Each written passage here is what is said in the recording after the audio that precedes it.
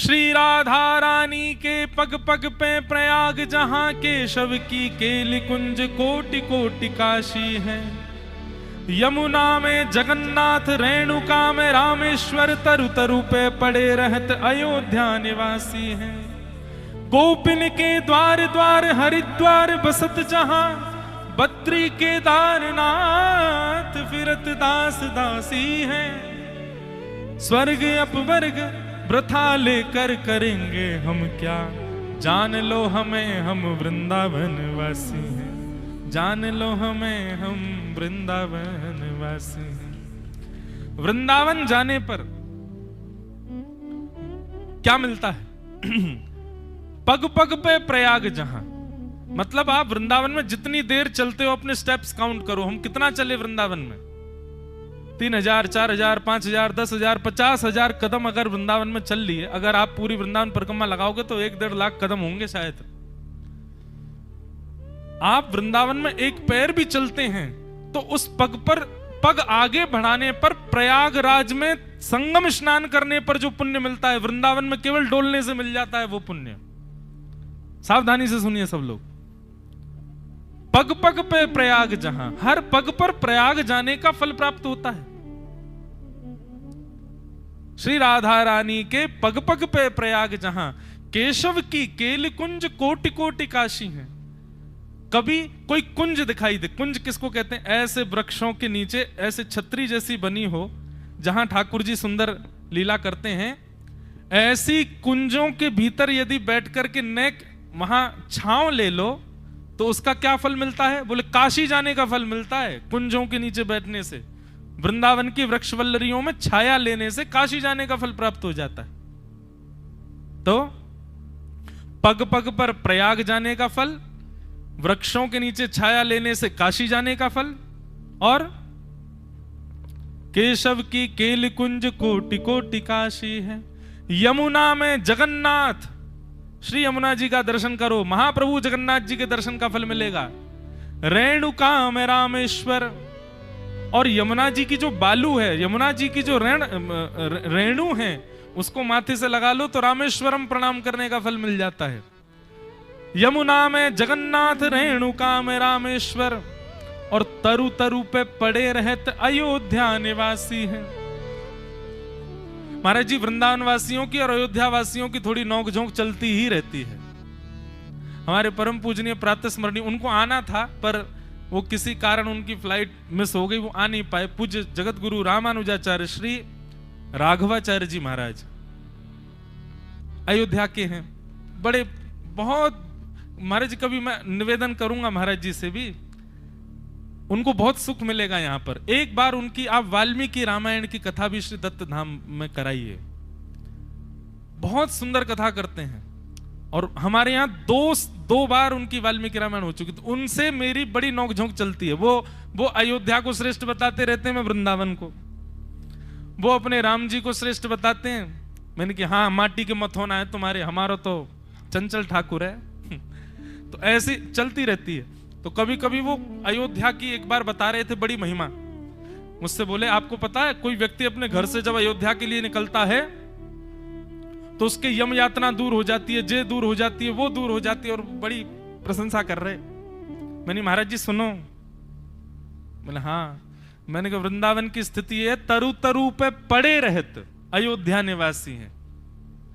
तरु तरु पे पड़े रहत मतलब ये जितने भी तरु कहते हैं वृक्षों के पत्रों को। ये पत्र जो है ना, इनको अगर आपने देख लिया, मतलब एक वृक्ष को देखा, वृक्ष पे देखो कितने पत्ते हैं, गिन तो सकते नहीं, हजारों लाखों पत्ते हैं। अगर आपने एक वृक्ष को नेत्र भर करके देख लिया, उसके समस्त पत्रों पर आपकी दृष्टि चली गई, तो जितने पत्ते हैं उतने पत्ते गिन लो, उतनी बार अयोध्या जाने का फल प्राप्त हो जाता है एक वृक्ष को देखने से। वृंदावन में तरु तरु पे पड़े रहते अयोध्या निवासी। और गोपिन के द्वार द्वार हरिद्वार बसत जहां, किसी ब्रजवासी के द्वार पर एक क्षण बैठ जाओ, हरिद्वार जाने का फल मिल जाएगा।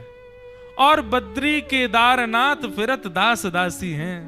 बद्री केदारनाथ जो कि सबसे दुर्गम है, उस बद्री केदारनाथ में जाने का फल तो वृंदावन में कुछ नहीं, बस घूमते रहो, वहां की वायु आपका स्पर्श कर ले, उसी से बद्री केदारनाथ का फल मिले।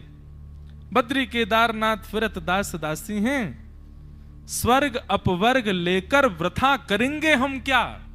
हम ब्रजवासियों को स्वर्ग अपवर्ग वैकुंठ कछु की इच्छा नहीं है।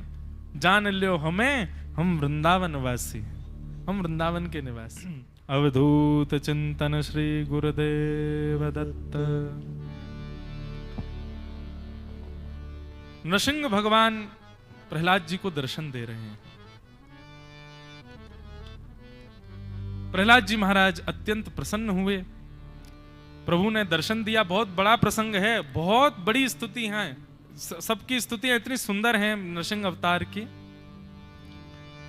वही नृसिंह भगवान आशीष देकर के प्रहलाद जी को वहां से प्रस्थान कर गए।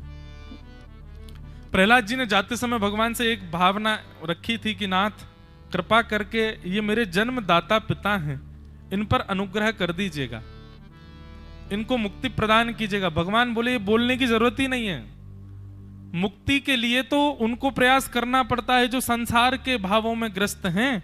पर प्रहलाद, एक मेरा वैष्णव भक्त भी यदि किसी परिवार में जन्म ले तो उसकी आगामी 21 पीढ़ियां, पूर्व की 21 पीढ़ियां सब तर जाती हैं। मातृपक्ष की 21 पीढ़ियां एक वैष्णव कुल में जन्म ले तो पिता की, माता की, स्वर्ग में बैठे हुए आदि आदि सब तर जाते हैं, सब उसी से मुक्त हो जाते हैं। इसलिए प्रहलाद, तुमको ये बात कहने की आवश्यकता नहीं है कि मेरे पिता को मुक्त कर दीजिएगा। तुम्हारे जैसे वैष्णव बालक को जिस पिता ने जन्म दिया, वो पिता भला कैसे मुक्ति से वंचित हो सकता है, मेरी कृपा से वंचित हो सकता है। प्रहलाद जी महाराज ने भगवान के चरणों में निवेदन किया। ठाकुर जी ने आनंद के साथ कि कुलम पवित्रम जननी कृतार्था वसुंधरा मान्यवती च धन्या स्वर्गे स्थिता ये पितरोपि धन्या येषां कुले वैष्णव नामधेयम्। भगवान नृसिंह कहते हैं, एक वैष्णव जब किसी परिवार में जन्म लेता है तो कुलम पवित्रम, पूरा कुल पवित्र हो जाता है। भले ही अब उस कुल में खाने पीने वाले कुछ भी हों, उसकी वजह से वो भी कहीं ना कहीं कृपा प्राप्त करेंगे ठाकुर जी की। कुलम पवित्रम जननी कृतार्था, वो मां पवित्र हो जाती है, वो मां कृतार्थ हो जाती है जो वैष्णव को जन्म देती है। वैष्णव मतलब विष्णु के, ठाकुर जी के जो भक्त हैं वो वैष्णव। वसुंधरा मान्यवती च धन्या, इतना ही नहीं, पृथ्वी भी अपने आप को धन्य मानती है कि धन्य है मेरे सौभाग्य जो ये व्यक्ति मेरे ऊपर जन्मा, इसने आकर के मुझको कृतार्थ किया। और स्वर्गे स्थिताया पितरोपि धन्या, हमारे पर दादाजी आदि जो भी पूर्व के हैं, जिनका नाम तक हमको नहीं पता है, हमारे पर दादा तक को नहीं पता है, ऐसे हमारे पूर्वज,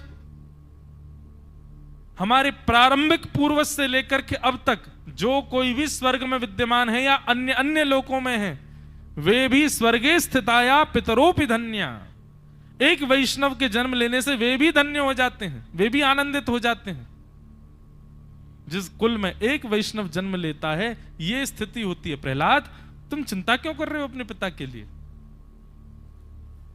भगवान ने अनुग्रह किया, प्रहलाद जी के ऊपर कृपा करते हुए ठाकुर जी वहां से प्रस्थान कर गए। बोलो नृसिंह भगवान की जय, भक्त वत्सल भगवान की जय। इस प्रकार आगे प्रहलाद जी का चरित्र और सुनाया गया। प्रहलाद जी महाराज ने कुछ दिनों तक पृथ्वी पर शासन किया। उन्हीं श्री प्रहलाद जी महाराज का फिर प्रसंग आगे आता है कि श्री दत्त भगवान से उनका मिलना हुआ। कावेरी के तट पर एक पर्वत के ऊपर भगवान दत्त पौड़े थे।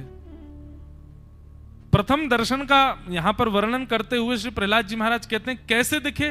बोले जैसे राख के अंदर कोई जलता हुआ कोयला टिमटिमा रहा हो, ऐसे अपने संपूर्ण अंग पर मिट्टी डाले श्री अवधूत दत्त भगवान कावेरी के तट पर पर्वत पर पौड़े थे।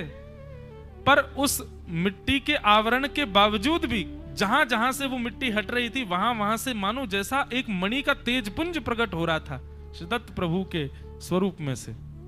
तब श्री प्रहलाद जी ने जाकर के उनसे वार्तालाप की। वार्तालाप के मध्य में दत्त प्रभु से उनका खूब सुंदर संवाद हुआ और वहीं से उनको अनुग्रह प्राप्त हुआ और श्री प्रहलाद जी महाराज दत्त प्रभु के शरणागत हो गए। उन्होंने शरणागति ग्रहण की और श्री प्रहलाद जी ही यदु महाराज को, जिनको 24 गुरुओं का प्रवचन सुनाया श्री दत्त भगवान ने, वो यदु महाराज भगवान के जो वंशज हैं, भगवान जिनके वंश में उत्पन्न हुए, उन यदु महाराज को भी प्रहलाद जी ही लेकर के गए दत्त प्रभु के पास। ऐसे श्री प्रहलाद जी को हम बारंबार प्रणाम करते हैं। बोलो भक्तवत्सल भगवान की। आसीद गिरिवरो राजं त्रिकूट इति विश्रुत क्षीरोदेना व्रतः श्रीमान योजनायुतमुच्चित। आगे गजेंद्र मोक्ष की कथा सुनाई गई। मैं सूक्ष्म में थोड़ी थोड़ी कह के निकलूं। त्रिकूट नाम का पर्वत था। उस पर्वत पर, यह श्वेत द्वीप की कथा है। श्वेत द्वीप में त्रिकुट नाम का पर्वत था और उस पर्वत पर एक राजा रहता था। 3 शिखर थे, लोहे का, स्वर्ण का और चांदी का। इस प्रकार 3 शिखर थे उस पर्वत के। ऐसे इस त्रिकूट पर्वत पर एक राजा रहता था, उसका नाम था गजेंद्र। हाथी था, पूरे वन का राजा वही था। असंख्य पत्नियां थी, असंख्य बालक थे, उसका अद्भुत शासन था वहां पर। शेर आदि हिंसक जीव भी उसके आगे नतमस्तक रहते थे, प्रणाम करते हुए चलते थे। वो जब चलता था तो उसका पूरा परिवार उसके संग चलता था, तो उसको इतना गर्व होता था अपने परिवार पर, अपनी पत्नियों पर, अपने बच्चों पर, अपने कुल को जब देखता था तो उसका सीने से, मतलब खुशी के कारण सीना चौड़ जाता था और उसको बड़ा अभिमान था अपने परिवार के होने का। कहते मुझ पर बाल बांका कोई देवता भी नहीं कर सकता। यदि किसी देवता ने भी बाल बांका करने की कोशिश की, मेरा परिवार इतना पराक्रमी, बलवान और मेरे लिए इतना तत्पर है, कोई देव भी मेरा कुछ नहीं बिगाड़ पाएगा। एक दिन ऐसे ही बहुत गर्मी का समय था, अपनी पत्नी बच्चों के साथ जलाशय में स्नान करने के लिए गया। स्नान करते करते, जल क्रीड़ा करते करते एक ग्राह ने, एक मगरमच्छ ने गजेंद्र का पैर पकड़ लिया। कथा सबको पता है। अनेक प्रयास करने पर भी उसने पैर नहीं छोड़ा। पहले तो गजेंद्र को लगा कि अरे किसने मेरा पैर पकड़ा। अच्छा, अभी इसको पता नहीं है कि इसने पैर किसका पकड़ा है। कोई नहीं, थोड़ी देर और इसको पकड़े रहने दो, थोड़ी देर बाद जब मैं निकलूंगा अपने आप क्षमा मांगेगा मेरे चरणों में। अरे राजा का पैर पकड़ लिया, मुझे क्षमा कर दो। परंतु जल के उस प्राणी मगरमच्छ ने ऐसा पैर पकड़ा कि गजेंद्र वहां से निकल नहीं पाए। पत्नियों से, बच्चों से कहा कि तुम सब मेरी मदद करो। सबने मदद की, लेकिन ग्राह ने पैर नहीं छोड़ा। 1 दिन, 2 दिन, 3 दिन, 4 दिन व्यतीत हो गए, लेकिन गजेंद्र वहां से बाहर नहीं आ पाया। धीरे धीरे उसके सब परिवार के लोग छोड़ छोड़ के जाने लगे। जो जो छोड़ के जा रहा है, गजेंद्र उन सबको देख रहा है। बोले कि ये मेरा नहीं था, ये मेरा कभी भी नहीं था, ये मेरा था ही नहीं, ये मेरे हैं जो मेरे साथ खड़े हैं। लेकिन जैसे जैसे समय आगे बढ़ा और दिन व्यतीत होने लगे, तो जो सामने खड़े थे अब धीरे धीरे वो भी जाने लगे। तो गजेंद्र उनको देख के भी विचार करने लगा, हाँ, अब और अच्छाई, सच्चाई पता चल रही है, कौन वास्तविक में मेरा है। मेरी विषम परिस्थिति में सब छोड़ करके जा रहे हैं मुझे। उसका पूरा परिवार चला गया, एक पत्नी नहीं गई, वो उसकी सूंड पकड़ के खड़ी रही। अंत में अपनी पत्नी से कहता है, देवी, इतने बड़े कुल खानदान का मैं स्वामी, लेकिन वास्तव में आज मुझे पता चला कि मेरी तो केवल तुम हो, मेरी केवल तुम हो। तुम मुझसे बहुत प्रेम करती हो, मेरे साथ अभी तक खड़ी हो। बस गजेंद्र ने यह बात कही ही थी कि वो अपनी सूंड ढीली कर लेती है और कहती है, महाराज 15 दिन हो गए खड़े खड़े, आप तो बाहर आ नहीं रहे हैं, भूख के कारण प्राण निकल रहे हैं, बालक भी भूखे हैं। मुझे लगता है कि अब मुझे भी जाना पड़ेगा, क्योंकि आप यहां से नहीं निकल पाएंगे। मैं कब तक खड़ी रहूं आपके इंतजार में? गजेंद्र के नेत्रों में आंसू आ गए। बोले किनको अपना मानता था मैं? सुर नर मुनि जन की यह रीति, स्वार्थ लाग करहीं सब प्रीति। बंधुओं, संसार में आप ढूंढने बैठिए कभी। सत्य बता रहे हैं हम, आपसे इसलिए पूछा जा रहा है दिन रात क्योंकि आप कुछ करते हैं, कुछ कमाते हैं। जिस दिन आपने कुछ भी करना बंद कर दिया, आपसे किसी का कोई स्वार्थ नहीं हुआ, तो आप जल भी पिएंगे तो लोगों को वह भी अखरेगा। बोले कुछ करता धरता है नहीं, पीता रहता है, बस खाता रहता है। संसार के लोग बड़े स्वार्थी हैं। पर चाहे तुम करोड़पति हो, ठाकुर जी की सेवा करो तब भी ठाकुर जी प्रसन्न। चाहे घर में कुछ नहीं हो तब ठाकुर जी सेवा करो, ठाकुर जी तब भी प्रसन्न। ठाकुर जी कभी स्वार्थ से प्रीति नहीं करते। स्वार्थ से ठाकुर जी का कोई संबंध नहीं। हाँ, ठाकुर जी कभी कभी कहते हैं मैं पक्षपाती जरूर हूं। किसका? मेरे अनन्य प्रेमियों का पक्षपाती हूं, पक्षपात करता हूं कभी कभी।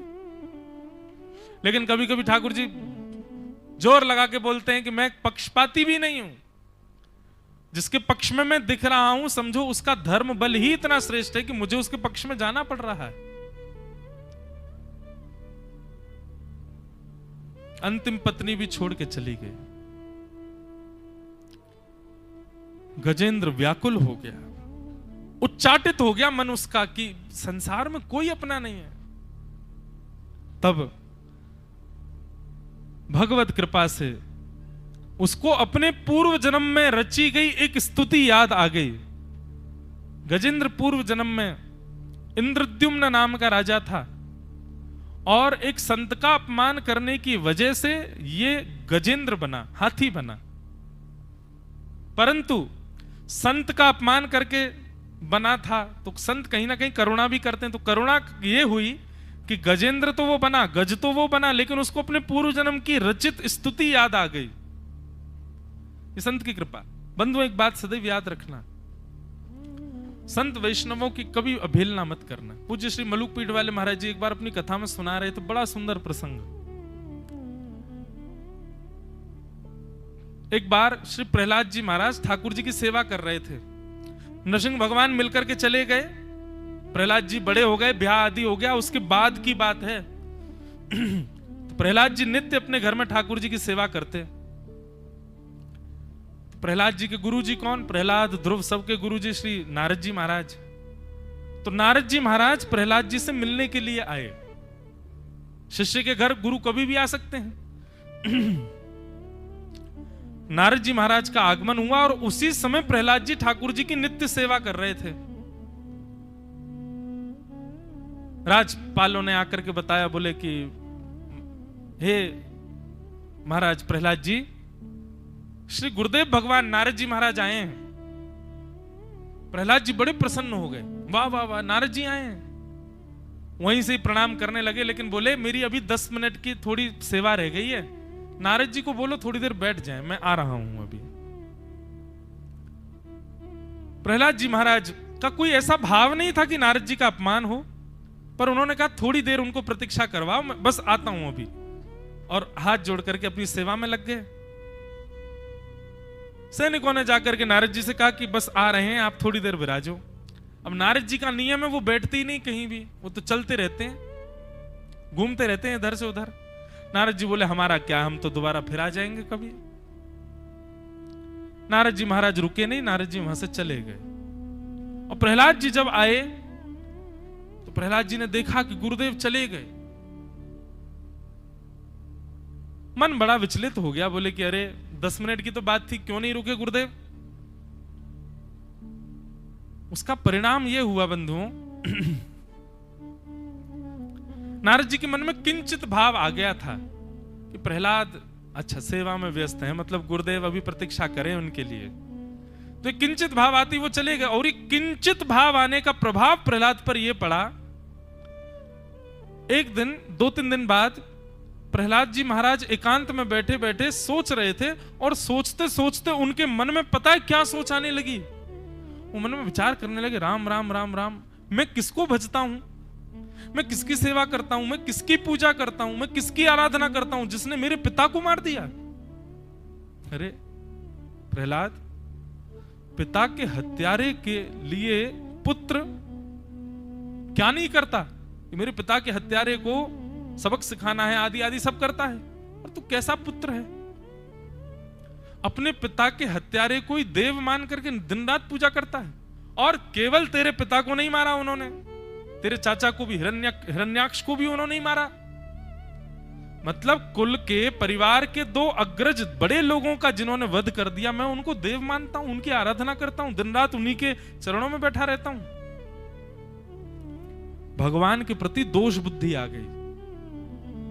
जब किसी संत का अपमान होता है, किसी वैष्णव का अपमान होता है, किसी भक्त का अपमान होता है, या आपने जानबूझ के नहीं किया, लेकिन भाई अपमान बड़ा क्षणिक होता है, सूक्ष्म होता है, जरा सी बात पे भी हो जाता है, उससे सबसे पहला ये अंदर भाव आएगा कि आपको भगवत सत्ता पर संदेह होने लग जाएगा। आपको ठाकुर जी की सत्ता पर संदेह प्रारंभ हो जाए चित्त में, उस समय तो ये विचार आएगा नहीं, पर ये विचार सदैव रखा करो कि भगवत सत्ता के प्रति संदेह उत्पन्न होना, इसका मतलब कोई वैष्णव मुझसे नाराज हो गया है, कोई भक्त मुझसे नाराज हो गया है, कोई संत का मैंने अपमान कर दिया है। और यही नहीं रुकी बात, प्रहलाद जी महाराज ने सारे दैत्यों को इकट्ठा किया। दैत्य सब इकट्ठे हो गए, बोले कहो महाराज क्या करना है? बोले चढ़ाई करनी है। बोले कहां? बोले वैकुंठ पर। दैत्य सुनकर के बोले ये प्रहलाद को क्या हो गया? बोले किससे युद्ध करना? बोले चतुर्भुज नारायण से, उनसे युद्ध करना, मेरे पिता को मारा उन्होंने। अब दैत्य समाज में जो भगवान के विद्रोही थे वो सब बड़े प्रसन्न हो गए, बोले प्रहलाद इतने वर्षों बाद अब लगा है कि तू हमारा बालक है, तेरे को देख के लगता ही नहीं तू दैत्य पुत्र है। प्रहलाद जी महाराज बोले अब बात करने का समय नहीं है, जल्दी योजना बनाइए, मुझे वैकुंठ पर चढ़ाई करनी है। प्रहलाद जी परम भागवत हैं, तो उनको इतनी योग्यता तो मिल गई थी कि वो कहीं भी चले जाते थे। नारद जी महाराज के पास गए, गुरुदेव प्रणाम। नारद जी पहचाने ही नहीं, बोले कौन? बोले मैं आपका शिष्य, आपका दास प्रहलाद। बोले आज वाणी में अहमत्व का दर्शन हो रहा था तो मैं वाणी से पहचान नहीं पाया कि तुम प्रहलाद। अच्छा आओ प्रहलाद, क्या हो, कैसी बात? बोले कि ये बताइए इस समय भगवान कहां है, इस समय परमात्मा कहां है, मुझे एग्जैक्ट लोकेशन बताओ। नारद जी बोले क्या करोगे? बोले क्या करूंगा, कुछ नहीं, चढ़ाई करनी है, युद्ध करना उनसे, मेरे पिता को मारा उन्होंने, मैं तो इतने वर्षों तक अंधेरे में था, उनके भजन कर रहा था, अब जाकर के मुझ में चेतना आई है कि नहीं, पिता के हत्यारे से तो बदला लेना चाहिए। नारद जी महाराज हंसने लगे। नारद जी बोले इस समय साक्षात भगवान बद्रिक आश्रम में विराज रहे हैं, बद्रीनाथ में विचरण कर रहे हैं ठाकुर जी। प्रहलाद जी बोले ठीक है, और सेना लेकर के प्रहलाद जी बद्रीनाथ पहुंच गए। बद्रीनाथ में ढूंढने लगे कहां है भगवान, युद्ध करना है मुझे। ठाकुर जी को ढूंढते ढूंढते पर्वतों पर जैसे ही चढ़े तो एक वयोवृद्ध ऋषि, अत्यंत दुर्बल शरीर उनका, वहां पर सूखी लकड़ियां बीन रहे थे और प्रहलाद जी महाराज वहीं से गुजर रहे थे। प्रहलाद जी ने कहा आपका अंग देख करके ऐसा लगता है कि वर्षों से आप बद्रीनाथ में ही हैं। ऋषि नहीं थे वो, साक्षात भगवान ही थे। भगवान बोले हाँ हम तो यहीं निवास कर रहे हैं, बहुत वर्ष हो गए यहीं रहते हैं। तो एक आपको कुछ अंदाजा, कुछ अनुमान है कि भगवान कहां हैं इस वक्त, इन पर्वत खंडों में किस तरफ मिलेंगे मुझको? बोले ठाकुर जी तो विचरण करते रहते हैं, आगे की तरफ कहीं होंगे, आप चले जाना। लेकिन आपको भगवान के पास क्यों जाना है? प्रहलाद जी महाराज ने स्पष्ट बता दिया, बोले युद्ध करने आया हूं, युद्ध करूंगा, युद्ध में परास्त करूंगा, अपने पिता और अपने चाचा की मृत्यु का बदला लूंगा भगवान से मैं। ऋषि बोले अच्छा अच्छा अच्छा, नहीं अच्छी बात है। अच्छा आप जहां खड़े हैं वहां एक टूटा हुआ वृक्ष का सूखा हिस्सा पड़ा है, आप कृपा करके उठा करके मुझे दे देंगे? प्रहलाद जी महाराज बोले ठीक है देता हूं। अपने एड़ी से चोटी तक का सारा दम लगा दिया प्रहलाद जी ने, लेकिन उस वृक्ष की टहनी को नहीं उठा पाए। शाम का समय हो गया, वो टस से मस नहीं हुई। प्रहलाद जी महाराज साधारण नहीं, अतुल प्रताप है उनका। भगवान के दर्शन के पश्चात तो वो और ज्यादा प्रताप युक्त हो गए हैं। एक बार को तो पर्वत धंसने लगे, लेकिन वो लगड़ी नहीं उठी, वो टहनी का हिस्सा नहीं उठा उनसे। प्रहलाद जी महाराज बोले, ए मायावी ऋषि, ये क्या है, क्यों नहीं उठती है मुझसे? बोले, मायावी ऋषि नहीं है हम। तो बोले, कौन है आप? भगवान शंख चक्र गदा पद्म धारण करके वहीं प्रकट हो गए, और प्रकट होकर के बोले, प्रहलाद, मेरी बनाई हुई सृष्टि के एक वृक्ष की टहनी नहीं उठा पा रहे हो तुम, और जिस सृष्टि में तुम रहते हो ऐसी करोड़ों सृष्टियां मेरे रोम कूपों में हैं, एक नहीं करोड़ों।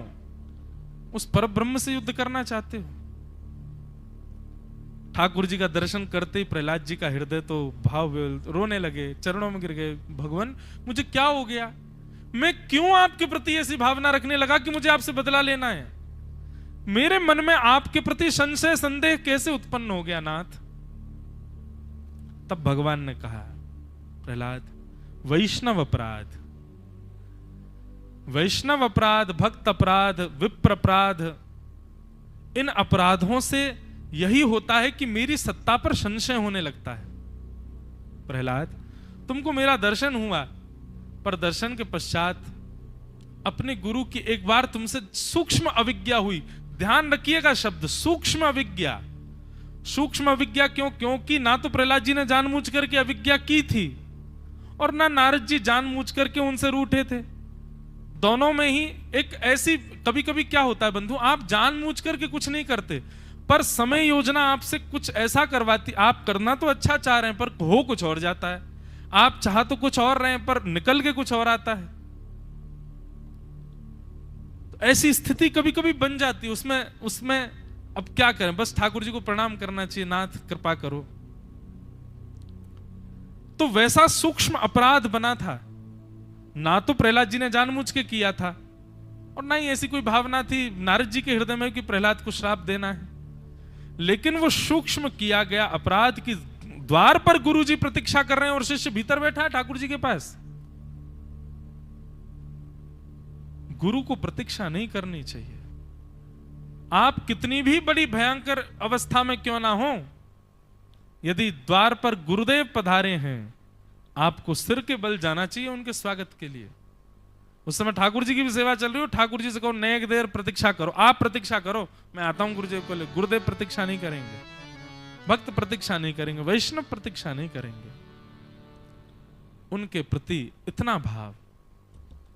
इसलिए प्रहलाद, एक वैष्णव अवहेलना करने से तुम्हारे चित्त में मेरी सत्ता पर संशय प्रकट हुआ। भगवान ने हर वरद हस्त अपना फेर दिया, तब प्रहलाद जी का चित्त शांत हुआ। तो सोचो बंधुओं, कितना सूक्ष्म है अपराध। बहुत सोच समझ करके, संभल करके रहना है।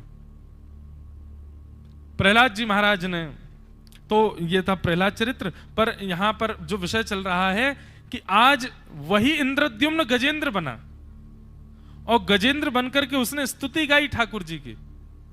लेकिन गजेंद्र मोक्ष स्तुति का एक बहुत बड़ा रहस्य यह है कि पूरी गजेंद्र मोक्ष स्तुति में भगवान का नाम ही नहीं है,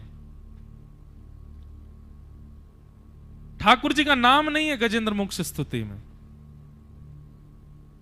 तो ऐसा वर्णन करते हैं आचार्य गण कि जब गजेंद्र स्तुति गा रहा था तो देवताओं में होड़ लगी थी, कौन जाएगा बचाने, कौन जाएगा बचाने। सब देवता उठ उठ करके तो आ गए, पर ऊपर से केवल देख रहे हैं, जा कोई नहीं रहा है। क्यों नहीं जा रहा? बोले सब लोग विचार कर रहे हैं, इतनी बढ़िया स्तुति है, इस स्तुति में यदि हमारा नाम आ जाएगा तो हम जाएंगे। देवता सोच रहे हैं हमारा नाम लेकर के कहे कि आओ आकर के मेरी रक्षा करो, हे भैरव बाबा मेरी रक्षा करो, हे भोलेनाथ मेरी रक्षा करो, हे ब्रह्मा जी मेरी रक्षा, हे जगदम्बा परम्बा मेरी रक्षा करो, तो हम जाएंगे, हमारा नाम तो बोले। पर गजेंद्र ने कोई नाम नहीं बोला, स्तुति गाता रहा, गाता रहा, गाता रहा। जब देखा कि कोई भी देवता नहीं गया, तब शेष नाग पर पौड़े हुए भगवान ने गरुण जी को इशारा किया, आओ। गरुण जी आगे, कहां जाना है? भगवान बोले, पूछो नहीं, बस खड़े हो जाओ। उठने लगे। लक्ष्मी जी ने पूछा, भगवान जा कहां रहे हो? बोले, गजेंद्र स्तुति गा रहा, उसकी रक्षा करने जा रहे हैं। लक्ष्मी जी बोली, मैंने उसकी पूरी स्तुति सुनी और अभी भी स्तुति गा ही रहा है। अभी तक उसने आपका नाम नहीं गाया है, उसने आपका नाम उच्चारण नहीं किया है। आप क्यों जा रहे हैं? आपको बुला ही नहीं रहा तो क्यों जाना है? भगवान कहते हैं, भैया जो अनाथ होता है ना, उसी के नाथ होते हैं हम। जैसे अनाथ भूमि हो, सरकार की अपने आप हो जाती है। अनाथ व्यक्ति हो तो उसके लिए भी सरकार ने प्रकल्प बना रखे हैं, उसमें उसको रहने का अधिकार है। सरकार ही फिर उसका भरण पोषण करती है। अनाथ वस्तु के नाथ कौन होते हैं? परब्रह्म। भगवान ने मानो हंसते हुए कहा, लक्ष्मी जी अनाथ स्तुति है, स्तुति का कोई नाथ नहीं है, और अनाथ स्तुति है, इसके लिए मैं इसका नाथ बनूंगा। क्योंकि जिसका कोई नहीं उसी का तो मैं हूं, जिसके कोई भी नहीं है उसी के ऊपर तो मेरे को कृपा करनी है। तो इसलिए मेरा एक नाम यह भी है, क्या कि मेरा कोई नाम ही नहीं है। ठाकुर जी कहते हैं, मेरा एक नाम यह भी है, क्या कि मेरा कुछ नाम ही नहीं है। और मेरा कुछ नाम नहीं है, इसका मतलब हो ना हो गजेंद्र अपनी स्तुति में अंदरूनी रूप से मुझको ही पुकार रहा है कि जिनका कोई नाम नहीं है वो आओ, और जिनका कोई नाम नहीं है वो मैं ही हूं। इसलिए लक्ष्मी में जा रहा हूं।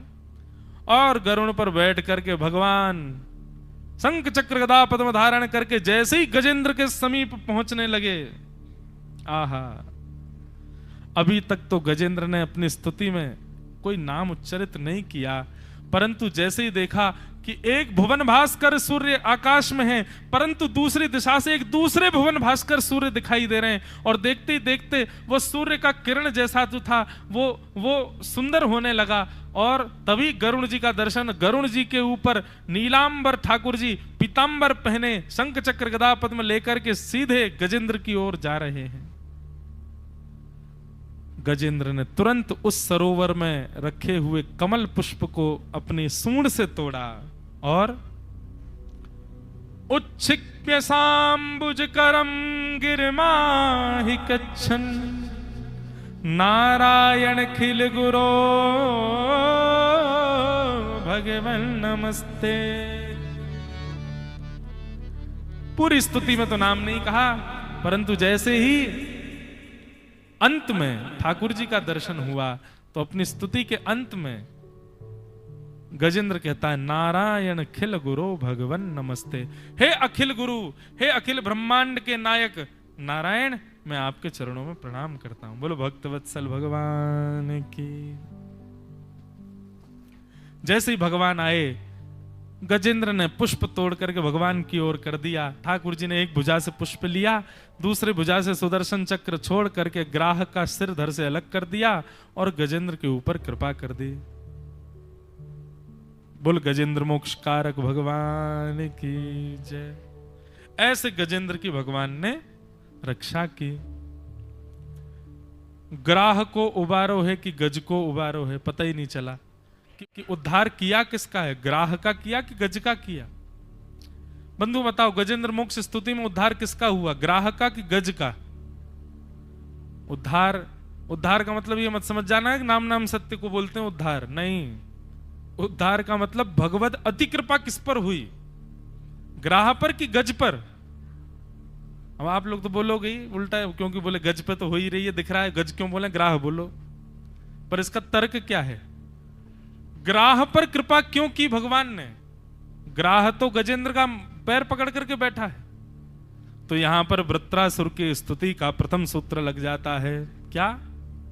दासानुदासो भवतास्म भूयः मनस्मरेता सुपतेर्गुणांस्ते गृणीत वाक्कर्म करोतु काय।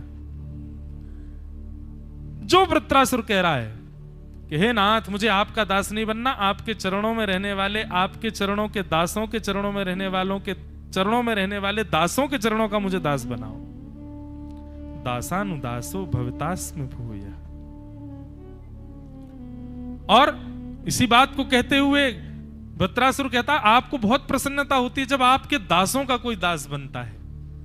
तो नाथ उद्धार करने तो आए, बचाने तो आए गजेंद्र को, लेकिन गजेंद्र के पैरों में बैठे हुए ग्राह को जैसे भगवान ने देखा, ग्राह से भगवान इतनी जल्दी प्रसन्न हो गए, इतने ज्यादा आनंदित हो गए कि गजेंद्र को बाद में बचाया, पहले भगवान ने ग्राह का उद्धार किया। इसको मेरे धाम पहुंचाओ। क्यों? बोले मेरे वैष्णव भक्त गजेंद्र के पैरों को अपने मुख में रख करके बैठा है। मेरे वैष्णव भक्तों के चरण स्पर्श करना उसका इतना प्रताप। बोले ये तो जिह्वा पर गजेंद्र के पैरों की रज चाट रहा है इतने दिनों से, ये मेरे वैकुंठ का अधिकारी है, इसको तुरंत वैकुंठ भेजो। इसलिए भगवान ने आते ही सबसे पहले ग्राह का उद्धार किया है। बोलो गजेंद्र मोक्ष कारक भगवान की। ठाकुर जी की लीला ऐसी है, कब कहां किस पर अनुग्रह किस रूप में करें कोई समझ में नहीं आती है। गजेंद्र मोक्ष स्तुति का भाव बताया गया। तत्पश्चात बंधुओं देवासुर संग्राम की कथा बताई। जिस देवासुर संग्राम में 14 रत्न निकले, 14 रत्नों का विभाजन किया गया। कुछ रत्न राक्षसों को दिए, कुछ रत्न देवताओं को दिए, 2 रत्न मानवों को दिए। 14 रत्नों में से एक तो गैया गौ और दूसरा रत्न दिया शंख। ये 14 रत्नों में से 2 रत्न मानवों को प्राप्त हैं, गौ और शंख। हमारे गुरुदेव आज्ञा करते थे, परम पूज्य प्रातः स्मरणीय श्री गुरुदेव रामानुज प्रपन्नाचार्य गुरु जी कहा करते कि व्यक्ति केवल इतना कर ले और कुछ ना करे तो भी उसका भजन हो जाएगा। क्या? नित्य के अपने क्रम में सुबह से शाम तक में इन दोनों वस्तुओं का स्पर्श करे, शंख का और गैया का। इन दोनों का स्पर्श करने मात्र से आप अपने कर्तव्यों से पूर्ण हो जाओगे, क्योंकि ये 2 रत्न मानवों को प्राप्त है। नित्य शंखनाद करो और नित्य गैया को स्पर्श करो, गैया गौ की सेवा करो।